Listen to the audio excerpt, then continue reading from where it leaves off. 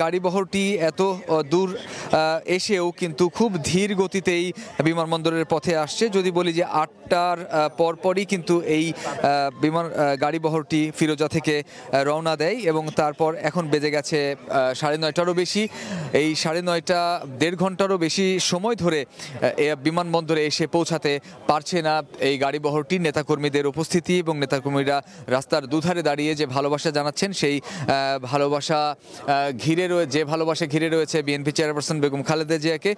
তিনি ধীরে ধীরে তার যে গাড়িবহর, সেই গাড়িবহর নিয়ে এগিয়ে আসছেন বিমানবন্দরের দিকে এবং এইখানে আসার পর তাকে তার যে আগমন, এই আগমন উপলক্ষে এখানে সমস্ত আয়োজন সম্পন্ন এবং বলা চলে যে আজকে বিএনপি নেতাকর্মীরা ব্যাপক উচ্ছ্বসিত অবস্থায় রয়েছেন। কেননা তারা তাদের যে নেত্রী, সেই নেত্রীর সুস্থতা কামনায় দীর্ঘদিন থেকেই রাজপথে লড়াই করে আসছিলেন।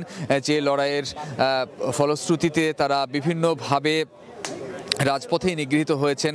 অনেক নেতাকর্মী গত আওয়ামী লীগ সরকারের আমলে ঘরে থাকতে পারেননি। গত আওয়ামী লীগ সরকারের আমলে বিএনপি চেয়ারপারসনের বিদেশে চিকিৎসার দাবিতে বিভিন্ন সময়ে সমাবেশ, সভা, মিছিল, মিটিং করা হয়েছে এবং সেই এত কিছু দাবির পরেও কিন্তু অনড় সরকার তাকে বিদেশে চিকিৎসার জন্য পাঠানোর অনুমতি দেননি, বরং মামলা দিয়ে বা মামলার জালে আরও বেশি তাকে আটকানোর চেষ্টা করেছেন।